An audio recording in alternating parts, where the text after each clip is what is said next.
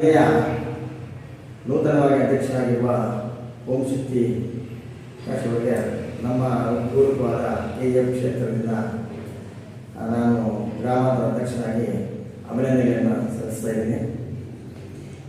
ಈಗ ಇಷ್ಟು ದಿನ ವೇಣುಗೋಪಾಲ್ ಅವರು, ಡಾಕ್ಟರ್ ವೇಣುಗೋಪಾಲ್ ಅವರು ಒಳ್ಳೆ ಕಾರ್ಯವೈಖರಿ ಚೆನ್ನಾಗಿತ್ತು, ಚೆನ್ನಾಗಿ ನಡೆಸ್ಕೊಂಡು ಬಂದರು. ಆದರೆ ಈಗ ಪಕ್ಷದ ಒಂದು ಸಿದ್ಧಾಂತದ ಪ್ರಕಾರ 3 ವರ್ಷ 4 ವರ್ಷ ಆದಮೇಲೆ ಅಂತ ಇವರಿಗೆ ಹೆಚ್ಚು ಕಡಿಮೆ 5 ವರ್ಷವರೆಗೂ ಇವರು ಕಂಟಿನ್ಯೂ ಮಾಡ್ಕೊಂಡು ಬಂದರು. ಇನ್ನು ಮುಂದೆ ಈಗ ಓಂ ಶಕ್ತಿ ಅವರು ಕೂಡ ಚೆನ್ನಾಗಿ ನಡೆಸ್ಕೊಂಡು ಬಂದು ಎಲ್ಲರನ್ನು ಒಗ್ಗಟ್ಟಿಂದ ನಮ್ಮ ಈ ಕೋಲಾರ ಜಿಲ್ಲೆಯಲ್ಲಿ ಹೆಚ್ಚಿಗೆ BJPಯ ಕೆಲಸವನ್ನು ಮಾಡ್ತಾರೆ ಅಂತ ನಾನು ಭಾವಿಸುತ್ತೇನೆ. ಪಕ್ಷದ ಬಗ್ಗೆ ಸಂಘಟನೆ ಹಾಗೂ ಮೊದಲಿನ ಮಾಡಿದ ಅವ್ರಿಗೆ ಅವರು ಪ್ರಧಾನ ಕಾರ್ಯದರ್ಶಿ ಆಗಿದ್ದರು, ಅವರಿಗೆ ಅನುಭವವನ್ನು ಇದೆ ಓಂ ಶಕ್ತಿ ಅವರಿಗೆ. ಅದರಿಂದ ಒಳ್ಳೆ ವ್ಯಕ್ತಿ ಮಾಡೋಕ್ಕೆಲ್ಲನೂ ಸ್ವಲ್ಪ ತಿಳಿಯೋದ್ರಿಂದ ಹೊಸಬರಾದ ಏನೋ ಒಂದು ಹೇಳ್ಬೋದಾಗಿತ್ತು. ಅವರಿಗೆ ಒಳ್ಳೆ ಅದರ ಬಗ್ಗೆ ಅರಿವಿದೆ, ಸಂಘಟನೆ ಬಗ್ಗೆ ಅರಿವಿದೆ. ಅದರಿಂದ ನಮ್ಮ ರಾಜ್ಯ ಅಧ್ಯಕ್ಷರು ಅವರನ್ನು ಆಯ್ಕೆ ಮಾಡಿದ್ದಾರೆ. ಅವ್ರಿಗೂ ಸಹ ಅಭಿನಂದನೆಗಳನ್ನು ಸಲ್ಲಿಸ್ತಾ ಇದ್ದೀವಿ. ನಮ್ಮ ಈ ಕ್ಷೇತ್ರದ ಪರವಾಗಿ ಎಲ್ಲ ನಮ್ಮ ಜನತೆಯ ಪರವಾಗಿ ಓಂ ಶಕ್ತಿ ಅವರಿಗೆ ಅಭಿನಂದನೆಗಳನ್ನು ಸಲ್ಲಿಸ್ತಾ ಇದ್ದೀವಿ. ಸರಿ, ಅಲ್ಲ ನಮ್ಮದು ಸಂಘಟನೆ ಮೊದಲು ಥರ ಆಗಿದೆ, ಆ ಸಂಘಟನೆ ಎಲ್ಲ ನಮ್ಮ ಸಂಘಟನೆ ಇದೆ.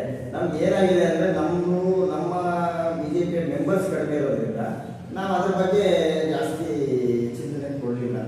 ಯಾಕಂದರೆ ಈಗ ನಮಗೆ ಅಲ್ಲಿ 12 ಜನ ಮೆಂಬರ್ಸ್ ಬೇಕಾಗಿತ್ತು. 12 ಜನ ಅವ್ರು ಕರೆಕ್ಟಾಗಿರೋದ್ರಿಂದ ನಾವು ಅದನ್ನೆಲ್ಲ ಕೈ ಹಾಕಿ ಮತ್ತೆ ಅದನ್ನು ಫೈಲ್ ಮಾಡ್ಕೊಳ್ಳೋದು ಬೇಡ ಅಂತ ನಾವು ಅದನ್ನು ಇದು ಮಾಡಿದ್ವಿ. ನಮ್ಮ ಪಕ್ಷದಲ್ಲಿ ಇರೋರೆಲ್ಲ ನಮ್ಮ ಪಕ್ಷದಲ್ಲಿ ಕರೆಕ್ಟಾಗಿದ್ದಾರೆ. ಎಲ್ಲರೂ ನಮ್ಮ ಪಕ್ಷಕ್ಕೆ ಬಗ್ಗೆ ಸಂಘಟನೆ ಮಾಡ್ತಾನೆ ಇದ್ದಾರೆ. ಸೊ ಮೊನ್ನೆಲ್ಲ 2 ತಿಂಗಳ ಮುಂಚೆ ಎಲ್ಲ ಹೋರಾಟ ಎಲ್ಲ ಮಾಡಿದ್ವಿ. ನಾವು ತಾಲೂಕು ಆಫೀಸಲ್ಲಿ ಮಾಡಿದ್ವಿ. ಅಲ್ಲಿ ಹೋಗಿ APMCದು ಇದಿತ್ತು, ಅದು ಪ್ರಾಬ್ಲಮ್ ಇತ್ತು, ಅದನ್ನು ನಿಲ್ಲಿಸಿದ್ವು. ಕೆಲವು ಈ ಸ್ಮಶಾನಗಳು ಹೆಚ್ಚು ಕಡಿಮೆ ಮಾಡಿದ್ರು, ಅದ್ರ ಬಗ್ಗೆ ಕೂಡ ಹೋಗಿ ನಾವು ಅಲ್ಲೆಲ್ಲ ಹೋರಾಟ ಮಾಡಿದ್ವಿ. DSW ಆಫೀಸ್ ಹತ್ರ ಹೇಳಿದ್ವಿ, ನಿರ್ಮಿತ ಕೇಂದ್ರ ಹೋಗಿ ಹೇಳಿದ್ವಿ. ಯಾಕಂದರೆ ಬಡವರು SC/ST ಮಾಡಿರೋದು, SC ತೊಂದರೆ ಮಾಡಬೇಡಿ ಅಂತ ನಾವು ಅವ್ರಿಗೂ ಮನವಿ ಮಾಡಿ ಹೇಳಿದ್ವಿ. ಅದು ಬೇಕು ಅಂತ ಅವರು ಒಂದೊಂಥರ ರಾಜಕೀಯ ಮಂಡಲ ಅಧ್ಯಕ್ಷರುಗಳು ಇದ್ರದ್ದೆಲ್ಲ ಚುನಾವಣೆ ಇತ್ತು, ಅದೆಲ್ಲ ನಡೀತಾ ಇದೆ. ಆ ಪ್ರಕ್ರಿಯೆ ಇರೋದ್ರಿಂದ ನಾವು ಅದರಲ್ಲಿ ಸ್ವಲ್ಪ ಗಮನ ಕೊಟ್ಟಿದ್ದೀವಿ. ಈಗ ಸರ್, ನೀವೇ ಹೇಳಿದ್ರಿ ಪಂಚಾಯತಿಗಳಲ್ಲಿ ಹಲವಾರು ಇದೆ. ಸೊ ಅದ್ರ ಬಗ್ಗೆ ಏನಂದರೆ ಈಗ ನಾವು ಒಂದು 4-5 ಪಂಚಾಯತಿಗೂ ನಾವು ಎಲ್ಲಾನು ಡಾಕ್ಯುಮೆಂಟ್ಸ್ ತೊಗೊಂಡಿದ್ವಿ. ನಮ್ಮ ಪಂಚಾಯತಿಯಲ್ಲಿ ನಗರಗಳು ಕೂಡ ನಾವು ಅದು ಕೂಡ ನಿಮ್ಗೆ ಮೊದಲು ತಿಳಿಸಿದ್ರು ಈ ಥರ ಇದೆ ಏನು ಅಂತ. ಬಟ್ ನನಗೆ ಆ ಅಷ್ಟೊತ್ತಿಗೆ ಸ್ವಲ್ಪ ಸರ್ಚಿನ್ ಆಗಿರೋದ್ರಿಂದ ನಾವು ಅದನ್ನು ಮುಂದಕ್ಕೆ ಏನೋ ಇದು ಮಾಡೋಕ್ಕಾಗಿ ಇನ್ನು ಮುಂದೆ ಅದನ್ನು ನಾವೆಲ್ಲನೂ ಯಾವ ಥರ ಮಾಡಬೇಕು ಅಂತ ಅದನ್ನೆಲ್ಲ ಕಾರ್ಯವೈಖರಿ ಏನೇನು ನಡೆದಿದೆ ಅಂತ ನಮ್ಮ ಡಾಕ್ಯುಮೆಂಟ್ಸ್ ಎಲ್ಲ ತೊಗೊಂಡಿದ್ವಿ.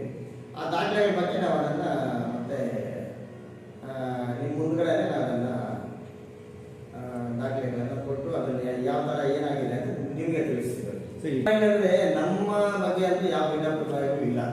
ಈಗ ಪಕ್ಷದ ಬಗ್ಗೆ ಆಗಲಿ ನಮ್ಮ ಬಗ್ಗೆ ಇಲ್ಲ. ವೈಯಕ್ತಿಕವಾಗಿ ಬೇರೆ ಇದ್ದರೆ ಅದನ್ನು ನಾವೇನು ಬೇರೆ ನೀವು ಮಾಡೋ ಕಾರ್ಯಕ್ರಮ ನೀವು ಅಂದರೆ ಬರ್ತಾರೆ ಅವ್ರಿಗೂ ನಾವು ಇಂಟಿಮೇಷನ್ ಕೊಟ್ಟಿರ್ತೀವಿ. ಈಗ ನೋಡಿ ನೆನ್ನೆ ಯಾವುದೋ ಒಂದು ಮೀಟಿಂಗ್ ಇತ್ತು, ನೆನ್ನೆ ಕೂಡ ಕರೆದಿದ್ವು. ನೆನ್ನೆ ಏನಾಯ್ತು ಅಂದರೆ ನಮಗೆ ವಿಜಯ್ ಕುಮಾರ್ ಅವರು ಆಸ್ಟ್ರೇಲಿಯಾಗೆ ಹೋಗಿದ್ರು. ಮೊನ್ನೆ ಏನಾಯಿತು, ಮೊನ್ನೆ ದಾಮೋದರ್ ರೆಡ್ಡಿ ಅವರು ಬೇರೆ ಕಡೆ ಹೋಗಿದ್ರು. ನೆನ್ನೆ ದಾಮೋದರ್ ರೆಡ್ಡಿ ಹೋಗ್ತಿದ್ರು. ಆ ಥರ ಬರ್ತಾರೆ, ಬರ್ತಾ ಏನಿಲ್ಲ.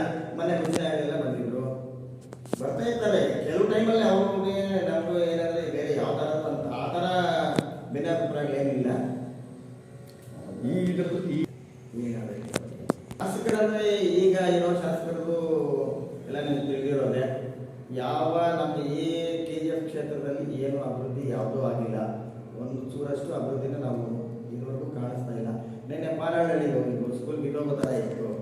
ಅದನ್ನು ಕೂಡ ಹೋಗಿ ನಿನ್ನೆ ಈ ಥರ ಮೀಡಿಯಾವರೆಲ್ಲರೂ ಬಂದಿದ್ರು. ಅವ್ರಿಗೂ ಕೂಡ ನಾವು ದೂರು ಕೊಟ್ಬಿಟ್ಟು ಬಂದು ಅದರ ಬಗ್ಗೆ ನಾವು ಇವಾಗೆಲ್ಲ ದೂರು ಕೊಟ್ಟಿದ್ದೀವಿ. ಈ ಥರ ಆಗಿದೆ, ಹೀಗೆಲ್ಲ ಮಾಡಬಾರ್ದು, ಮತ್ತೆ ಅದನ್ನು ಸರಿ ಮಾಡಿಸಲಿಲ್ಲ ಅಂದರೆ ನಾವೇ ಬಂದು ನಿಮಗೆ ಇಲ್ಲಿ ದಂಡಿ ಕೊಟ್ಕೋಬೇಕಾಗತ್ತೆ ಅಂತ ಹೇಳಿದ್ದೀವಿ.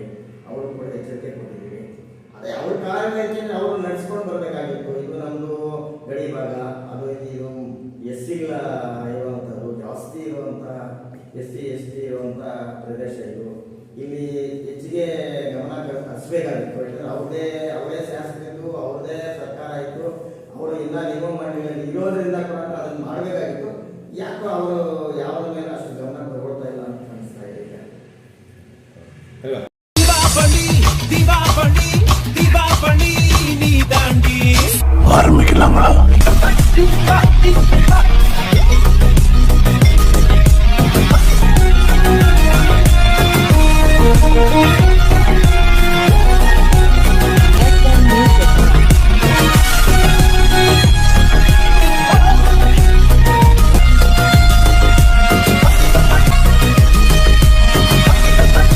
தரம் என்றும் நிரந்தரம், தரம் என்றும் நிரந்தரம், தரம் என்றும் நிரந்தரம். வாங்க.